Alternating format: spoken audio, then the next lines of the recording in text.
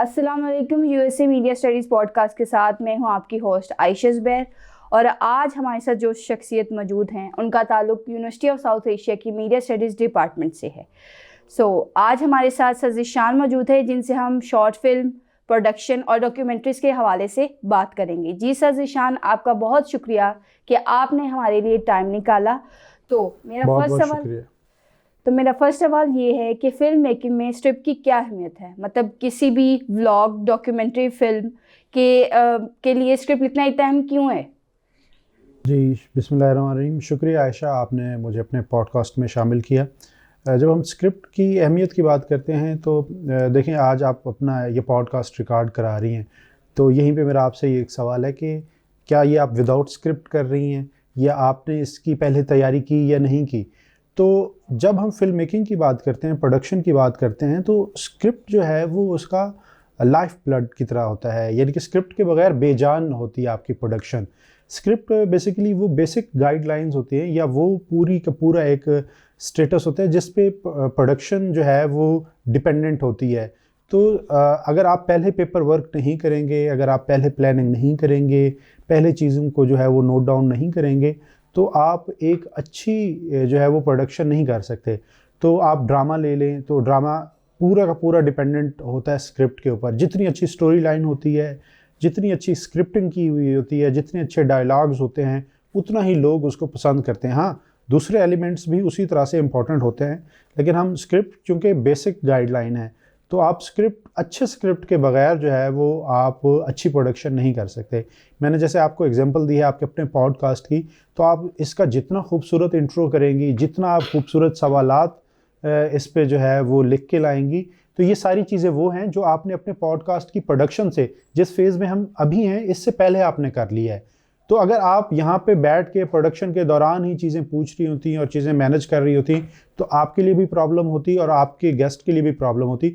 Same इसी तरह जो है वो ड्रामे के लिए भी है, डॉक्यूमेंट्री के लिए भी है। मसलन आप डॉक्यूमेंट्री बनाने के लिए जाती हैं, तो उसमें भी स्क्रिप्ट की उतनी ही इंपॉर्टेंस है। अगर आप विदाउट स्क्रिप्ट डॉक्यूमेंट्री बनाने चले जाते हैं और आपको पता है कि मेरा टॉपिक क्या है, तो आपको ये नहीं पता कि आपने उसमें बोलना क्या है, आपने उसमें क्वेश्चंस कौन कौन से करने हैं, लोगों से किन का इंटरव्यू करना है, तो ये सारी चीज़ें हैं प्री प्लानिंग। आप मतलब अपना पहले प्री प्रोडक्शन का जो फेज़ है उसमें आप चीज़ें जो है वो नोट डाउन करते हैं, अपना स्क्रिप्ट बनाते हैं, पूरा जो है पेपर वर्क करते हैं, गाइडलाइंस उसमें सारी लिखते हैं।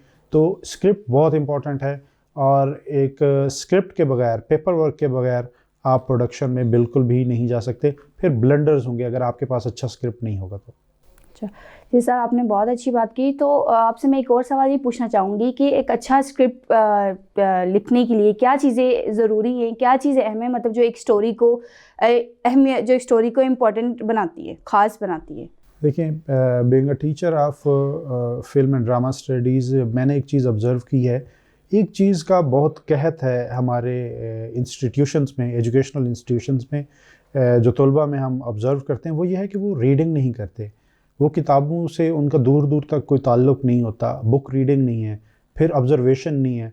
उनका ज़्यादातर जो वक्त है वो दीगर एक्टिविटीज़ में गुजर जाता है। मतलब अगर मेरे पास एक बच्चा फ़िल्म मेकिंग का एक स्टूडेंट है, वो अगर नॉवेल्स नहीं पढ़ेगा, वो अगर जो है अफ़साने नहीं पढ़ेगा, उसको नहीं पता होगा कि अच्छे राइटर्स कौन से हैं, उनकी किताबों के नाम क्या हैं, और उसने आज तक कोई लाइब्रेरी में बैठ के कोई किताब भी नहीं उठा के देखी, तो एक तो चीज़ है कि बुक रीडिंग बहुत उसमें जो है वो लाजमी चीज़ है कि अगर आपने अच्छा स्क्रिप्ट लिखना है तो आप अच्छे जो है रीडर भी हों। क्योंकि जब आप रीडिंग करते हैं तब आपके पास अल्फाज का ज़ख़ीरा आता है, आपके पास नए नए अल्फाज आते हैं, आपको पता होता है कि मैंने किस सिचुएशन में किन अल्फाज का चुनाव करना है। तो अल्फाज का चुनाव आप तब करते हैं जब आपके पास अल्फाज का ज़ख़ीरा मौजूद हो, और वो अल्फाज का ज़ख़ीरा ठीक है आपके पास सिर्फ़ और सिर्फ एक ही चीज़ से आएगा, जब आप खुद रीडिंग करते होंगे। और दूसरी चीज़ है वो है ऑब्ज़र्वेशन, कि एक अच्छा स्क्रिप्ट राइटर वो होता है जिसकी ऑब्ज़र्वेशन स्ट्रांग हो।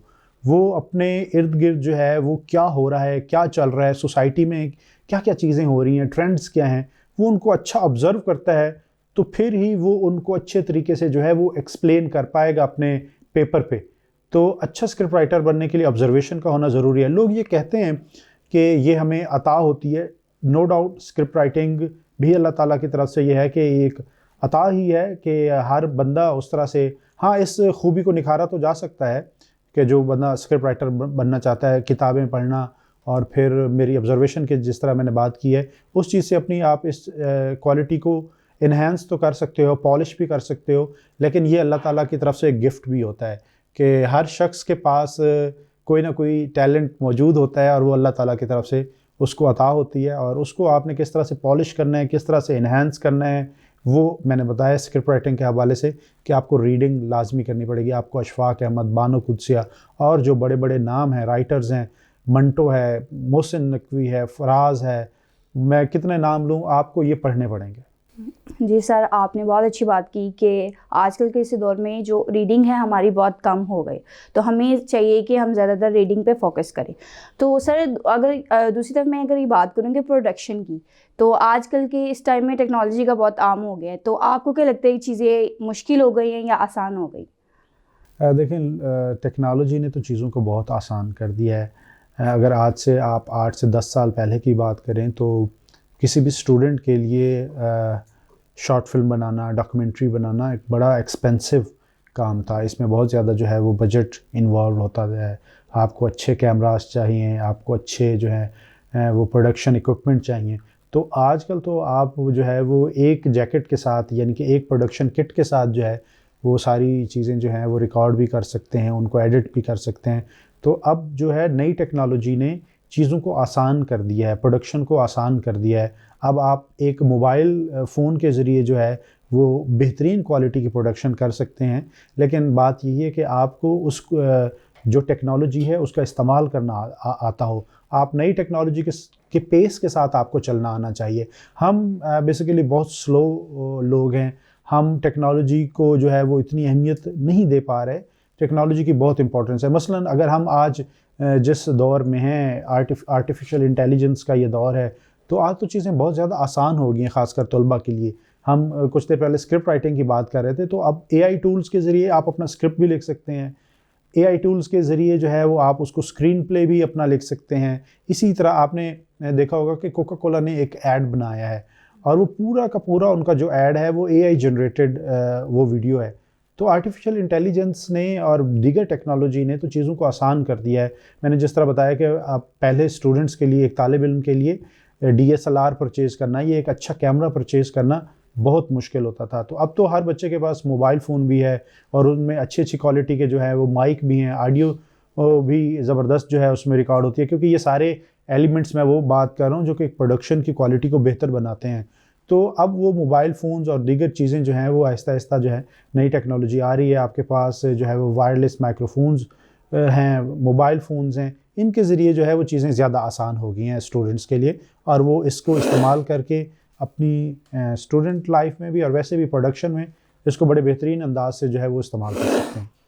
जी सर, हम आगे बात करें तो बीइंग एज अ लेक्चरर, जो स्टूडेंट फिल्म मेकिंग पढ़ रहे हैं, आपको क्या लगता है कि वो आगे इंडस्ट्री में किस तरह से कंट्रीब्यूट कर सकते हैं, मतलब वो इंडस्ट्री में आगे किस तरह अपना नाम बना सकते हैं? जी, बहुत ज़बरदस्त आपने बात की है। अगर हम आज की बात करें तो बहुत सारे इदारे ऐसे हैं जो कि अब फ़िल्म मेकिंग के हवाले से, प्रोडक्शन के हवाले से बच्चों को तरबियत दे रहे हैं, पढ़ा रहे हैं और बाकायदा इसमें डिग्रीज़ कराई जा रही हैं। अगर हम अपनी यूनिवर्सिटी की बात करें, यूनिवर्सिटी ऑफ साउथ एशिया की, तो यूनिवर्सिटी ऑफ साउथ एशिया में भी हम बाकायदा BS film and media studies का एक प्रोग्राम जो है वो स्टार्ट कर रहे हैं। तो और भी बहुत सारे इदारे हैं ऐसे जो कि इन प्रोग्राम्स पे काम कर रहे हैं।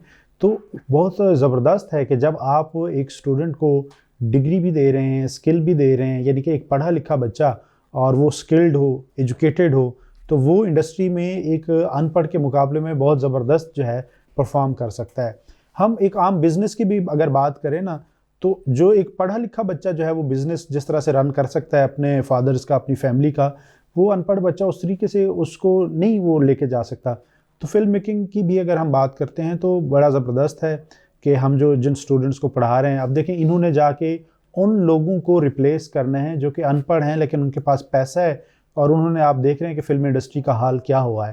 ये फ़िल्म इंडस्ट्री का हाल अगर आज ये है और आहिस्ता आहिस्ता वो ठीक हो रहा है, तो उस वजह से इस हाल को पहुंची है कि बहुत सारे ऐसे अनएजुकेटेड लोगों के हाथों में ये इंडस्ट्री चली गई थी, जिन्होंने इंडस्ट्री का बेड़ा गर्क कर दिया। एक ही तरह की स्क्रिप्ट होती थी, एक ही तरह के डायलॉग्स होते थे, वही गंडासा कल्चर, वही गन कल्चर, पता नहीं क्या क्या उन्होंने किस तरह के एंटरटेनमेंट के नाम पे चीज़ें बनाई हैं।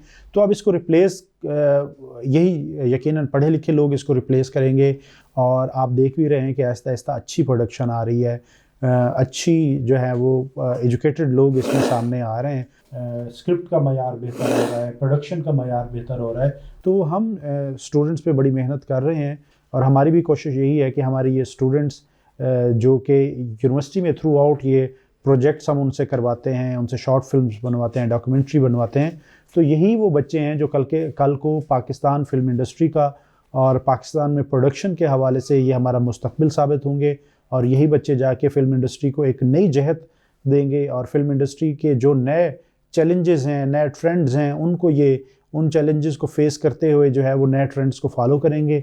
और अगर एजुकेटेड लोग आ जाएंगे इंडस्ट्री में तो इंडस्ट्री का रिवाइवल हो सकता है। अभी तो इंडस्ट्री बड़ी स्ट्रगल कर रही है, तो उम्मीद अच्छी है कि हमारा मुस्तकबिल जो है वो अच्छे हाथों में है, क्योंकि पढ़े लिखे लोग इस फील्ड में, इस इंडस्ट्री में बड़ा इंटरेस्ट ले रहे हैं।